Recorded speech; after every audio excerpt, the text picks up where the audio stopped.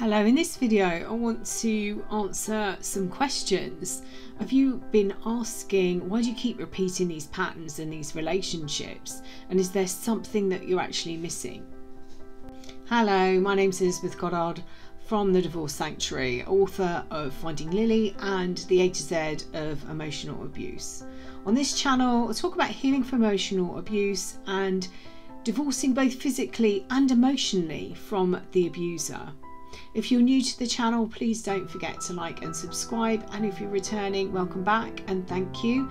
And thank you so much over the last few weeks and months for your support and the new subscribers. It's amazing. Thank you. So have you ever wondered why you keep repeating these patterns or attracting certain people or certain situations into your life? I'm wondering what you're missing. I used to say a lot that I was a work in progress, and I still do believe that. I believe that we all are. Every day we learn something new, or something new about ourselves or even other people.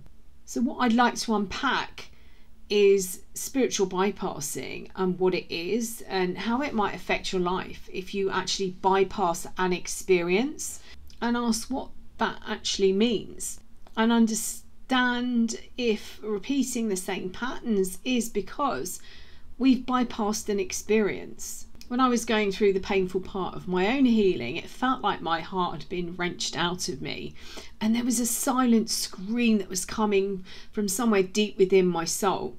I knew this was something that I really needed to experience, and that the time was right to heal this particular wound that perhaps had been festering away for most of my life.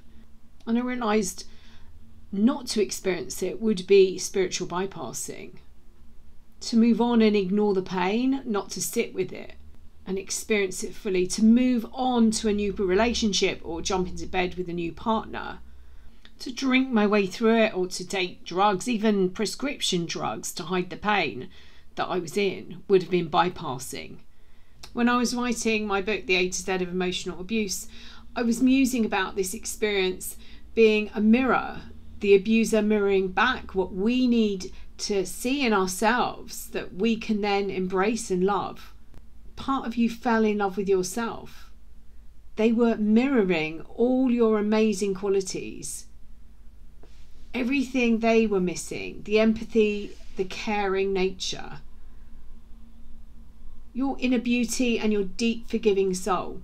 I believe these people are very insecure and they're constantly needing validation.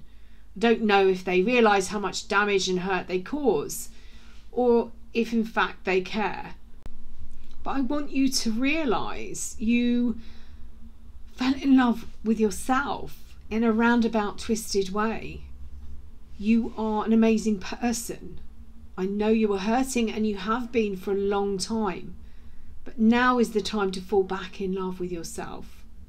The only person you're responsible for is you. You may believe you can help them. After all, you may still believe you are the only person who has ever understood them fully, but sadly you can't. The term spiritual bypassing was coined by John Welwood in 1984. I also mention him in my book, but was actually referencing his analogy, the castle, which I got from Debbie Ford's book, The Dark Side of the Light Chasers.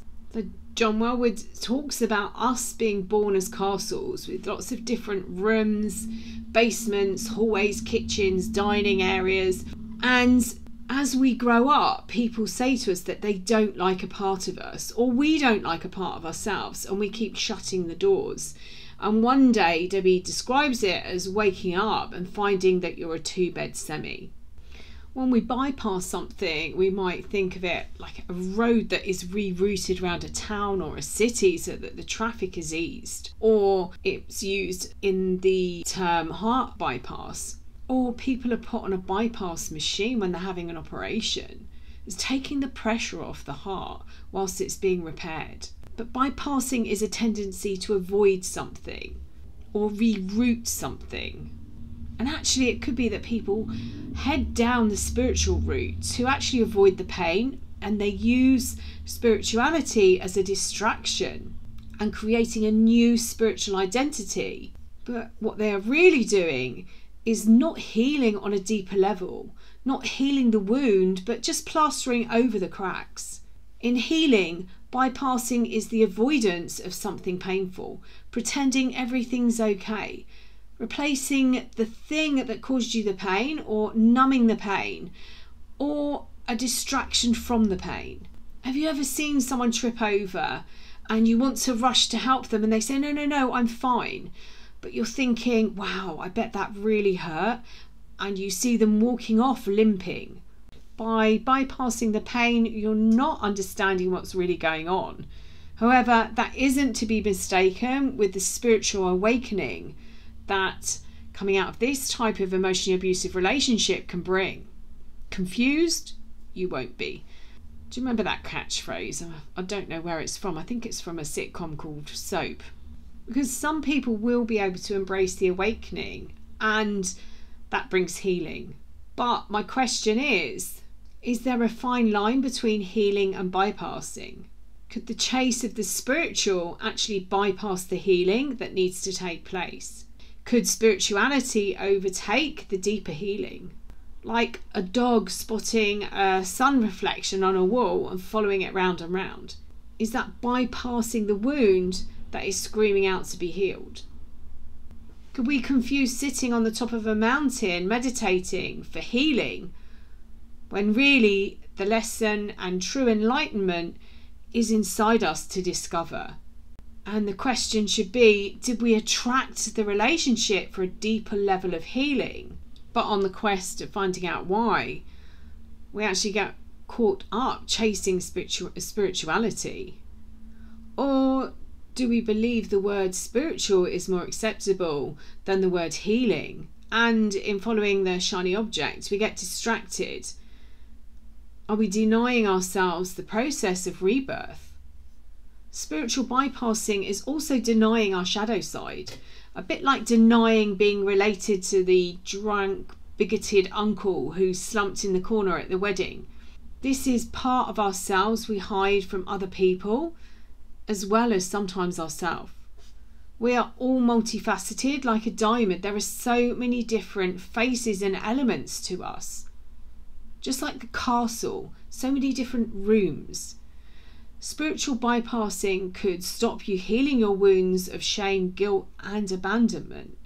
Personally, I believe the real healing comes from experiencing the emotions in the body, finding and healing the wounds and releasing the trauma that has been held there for years, possibly even decades.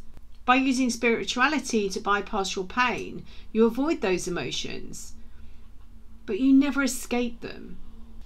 It's like holding a ball underwater.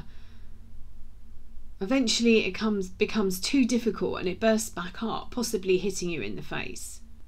And if I'm perfectly honest, spirituality is not pretty. Spirituality is a disruptor. We are all a bunch of chemicals and we do respond and react in different ways. Meditating might get you through a tough time, but the really spiritual thing to do is to sit with the emotions, listen to their voices. It might feel like your life is burning to the ground and that you may never recover, but you will rise again like the phoenix rises from the ashes. So if you're asking the question, why do I keep repeating these patterns? Ask yourself another question. Have I been looking outside of myself for the answer and ignoring the voices inside me? Remember, you're only responsible for your own healing, not anybody else's.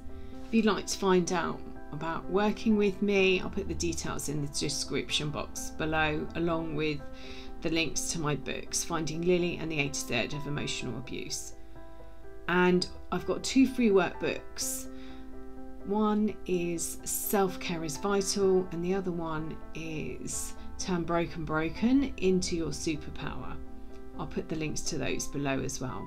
Please don't forget to like and subscribe to the channel, and I'm sending you loads and loads and loads of love.